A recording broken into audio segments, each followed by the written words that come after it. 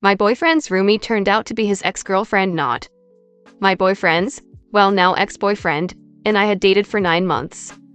Just to be clear, I struggle with PTSD and bipolar 2, and have been very recently diagnosed with these disorders.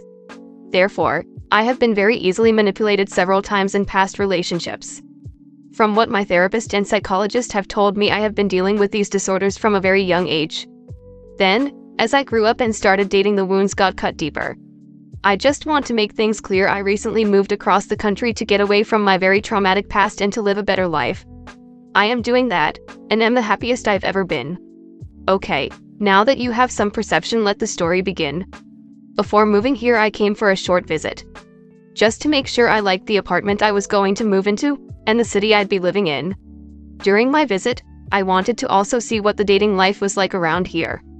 Where I come from, there is an extremely small number of openly gay people, so I downloaded a Sminder and began to chat with quite a few different guys. The city I moved to has a huge gay community, at least compared to what I'm used to. I end up chatting with a guy, and we really hit it off. We didn't get to meet in person, but we did continue to chat when I went back home. He knew I wouldn't be moving out there for a few months, so this was a great period to just get to know one another. We spent a lot of time doing just that.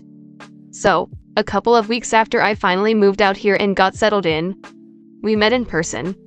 The sparks flew like shipment of sparklers, all lit at the same time. We felt like we had known each other for years. At least that's what it seemed like, which will make much more sense later in the story. Anyways, we began seeing each other more and more. Him always staying at my house, and I would go walk his dogs with him sometimes. Only meeting his roomie a couple of times. Things were going so great, and one night while I was singing one of my favorite songs, 8,000 Years, he looked at me in the middle of the chorus and said, "I love you."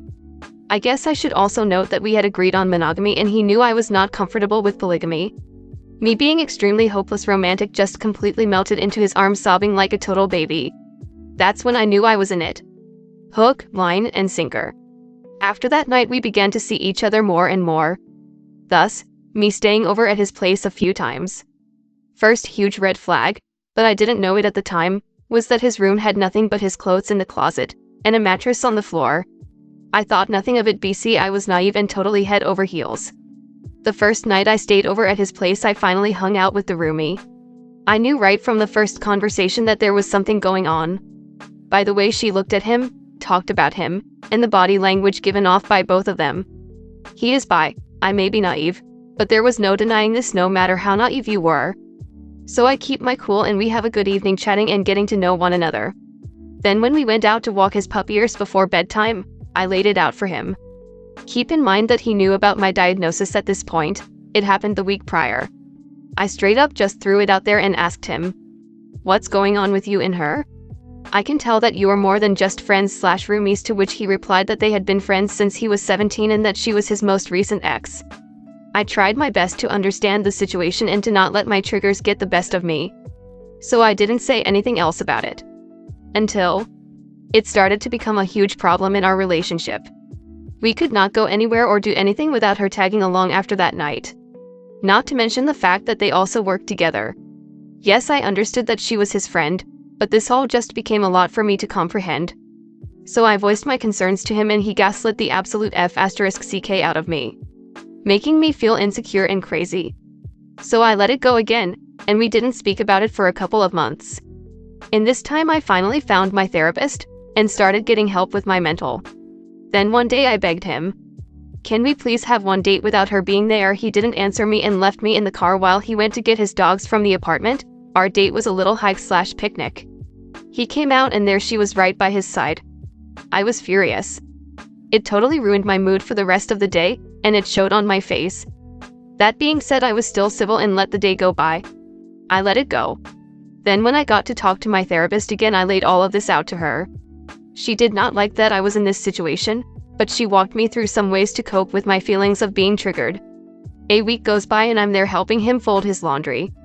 I noticed his robe in the closet, and it was laid on top of some plastic drawers. I asked him if it was clean and he said yes, so I picked it up, and right underneath laid a pair of her panties. My blood ran cold, and I froze. Suddenly I realized that he had been gaslighting me all along. I've left out a couple details because this is already a book at this point and I want to shorten it as much as I can. I looked at him and said, "What's this?" To which he replied, "I don't know." Classic. I retreated outside for a cigarette while I collected my thoughts and tried to process what I just discovered. When I got the courage to face it and go back inside, the panties were gone. I said, "Where did they go?" He said, "I threw them in the bathroom trash." I know what you're thinking, and that's not what's going on here. The dogs like to chew on her underwear and they must have thrown them up there. Puffed. Does he think I'm stupid? There is no way they did that, and they just landed perfectly flat. At this point, she heard the commotion and stormed into his room asking what's going on. He told her Jimmy, not my real name, doesn't believe me about the underwear. After that, she flipped her lid and started screaming at me, and I mean screaming. I told her to stop being disrespectful because I hadn't even raised my voice to him at this point. Then I flipped my lip on her and let her have it right back. Then I stormed out of the apartment. To which he followed me and got in my car to talk to me. Gaslit me more and more until I just left. I wish I could say that I broke up with him right then and there, but again I was naive and let him gaslight me into thinking I was crazy again. Then came my therapy appointment. My therapist was fed up at this point and reassured me that I wasn't crazy, nor was I the issue. She said he is a total narcissist and that I need out of this situation because it's setting back my stage in the healing process. I gave it another week of trying to work things out with him, but he would not choose me over her, so that did it. I was out. Additional info: I didn't want to make this post a novel, but my first comment, now deleted BC, of the backlash they got, wanted more info and had some questions I feel that more people will have. So I'm posting my response to their questions here as an instead to avoid being asked the same questions. The commenter stated that he was honest with me, so I was just being insecure and not trusting him. I agree, but somewhat disagree with him being honest. I also want to make it clear that I was upfront with my past relationships, and some triggers of mine that I didn't even know were triggers at the time. E.G. not wanting to meet anyone he's hooked up with, not wanting to meet an ex, not being okay with open relationships or threesomes, etc. Yes, they were insecurities and jealousy. BC, I've been cheated on quite a few times in the past. So, I feel like he knew I wouldn't be okay with his living situation. Therefore, he didn't tell me like he should have. I don't think I should have been put in the situation to where I had to ask him. He should have been fully transparent and honest before I met her. So yes, when confronted he was honest, so I agree that he was somewhat honest with me, but I feel like getting full credit for being honest would entail him being completely upfront about it from the get-go. Because had he told me, I would have never pursued anything further with him. Commenter asked if we had talked about the extent of his and her relationship. We did talk about the nature of their breakup and the extent of their romantic relationship. He said they broke up because he was too emotionally unavailable for her. He said it wasn't on good terms, but that doesn't make sense because he said they've been roomies for almost a year after the breakup and still conjoined at the hip. So the reason I think he started something up with me was because I was very upfront about everything I had been through in life. Since I knew I had struggles in relationships, therefore, knowing how gullible I had been in the past, which is something narcissists prey on, which is something my therapist pointed out. Said struggles were later validated by my therapist, and upon researching my diagnosis with my disorders, it's very healthy to be upfront about my triggers. Triggers are not insecurities/jealousy, so don't deflect someone's triggers. Which also sucks because it leaves you very susceptible to having these weaponized against you. Commenter asked how he was gaslighting me, stated that there was no reason to stay with me, and accused me of just being insecure and jealous onto the gaslighting. He did insist on them just being friends, and that I shouldn't see her as an ex, which is not okay to expect of me. I guess I should mention that none of my past or triggers came out until he told me he loved me. Prior to actually meeting the roomie, one of the things he mentioned sexually that he liked was that he had an MMF kink on his bucket list, and I guess now thinking about it, that's kind of maybe why he further pursued things with me. After that, I knew I had to lay it all out for him before I got too attached because I know my triggers can be hard to handle. I am working on coping mechanisms and working through feeling triggered when it happens with my therapist, so I'm not using that as an excuse or a cop-out. That being said, I was upfront about them, and if he wasn't okay being patient and working with me and my feelings, he could have stepped out at any time. Anyways, back to the gaslighting. Telling me that I can't think of her as an ex. The times I said anything about him spending so much time with her, working together, then coming home together, BC, she doesn't have a car, walking the dogs together, us never doing anything without her, etc., he would say I was overthinking things and just jealous. Which I'm not going to say I wasn't jealous. And I honestly don't think a normal person would be okay with this either.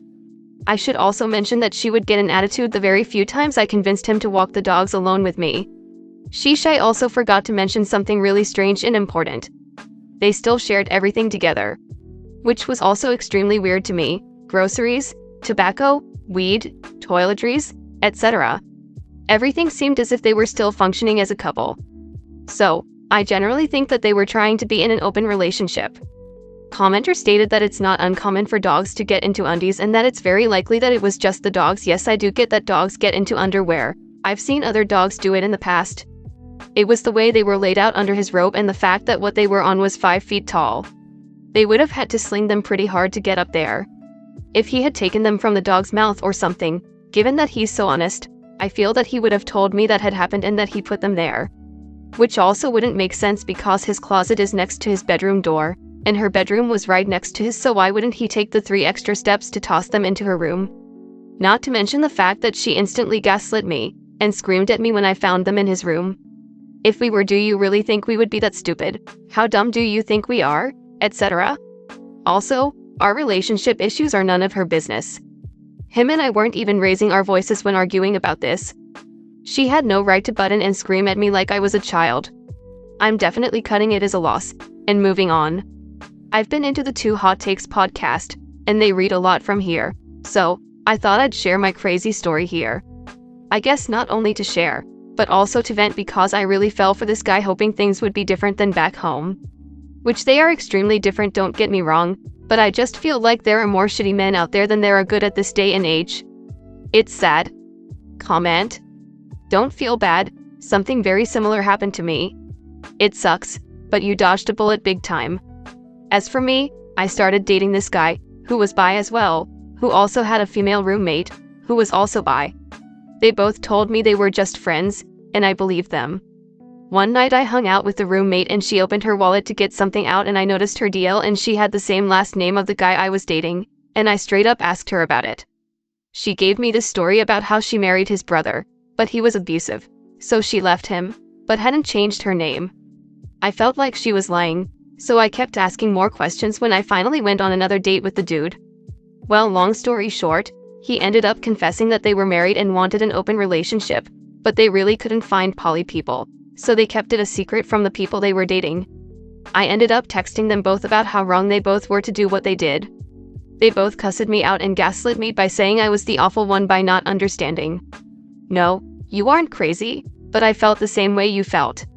I honestly couldn't comprehend it, but after speaking with my close friend, she told me that they were just selfish and I didn't do anything wrong. But apparently the female roommate, let's call her Jen, didn't let it go and ended up telling this girl she was dating all these lies about me and how I cheated on him and said horrible things to her. Jen's girlfriend ended up messaging me this long terrible Facebook message and called me a bunch of names. The funny part is, I didn't see that FB message for months because I hardly go on FB. I ended up messaging her back to warn her about them. She actually messaged me back to apologize and that Jen actually ruined her life and ended up hating her. It was the wildest experience of my dating life, to be honest. I couldn't believe how crazy they were. So trust me when I say you dodged a bullet because some people are just crazy and yearn for drama in their lives. So I didn't understand why Jen lied to her girlfriend as well, but my close friend told me that maybe I bruised her narcissistic ego by calling them both out and telling them what they did was wrong. Because narcissistic people feel like they can't do wrong, maybe by lying to her girlfriend she got back some control and by doing that she fed her delusion that she didn't do anything wrong. But that's just a guess. It's wild to me how common it is for couples to lie about their relationship to coerce singles into something they would never agree to if they had all the facts. It's really predatory and completely negates any consent given. You have every right to feel violated and abused. The sense of entitlement, that their wants/needs/kinks in an unconventional relationship are more important than your right to know what the F is going on. NGL, it's pretty sick.